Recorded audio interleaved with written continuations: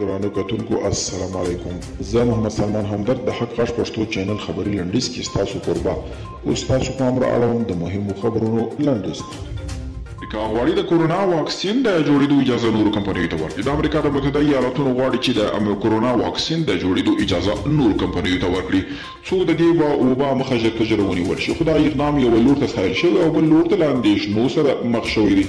د جی او سرمجلس وايي افغانستان د سره د زموږ مرستې د سولې خبرو په پرمختګ پورې نغښتې دي.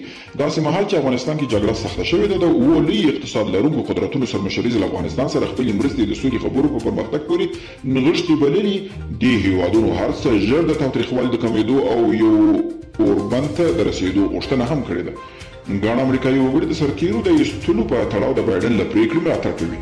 د هیل بشریه د یو امریکایي انسټیټیوټ په مرسته په یوه ترسره شوي سروې کې وایي په امریکا کې د پخوا ورپوښتل شوو کسانو له ډلې 38% یې د دې ملاتړ کوي چې له افغانستانه دې سرتیري وویستل شي او په پاکستان د تورخم په ګډون د افغانستان سره د تګ راتګ ټولې لارې تړلې دي. د پاکستان رسنیو د راپورونو له مخې حکومت پرېکړه کړې چې راتلونکي 2 اونیو لپاره دغه لارې د هغو کسانو پر مخ وتړي چې له افغانستانه پاکستان ته ځي.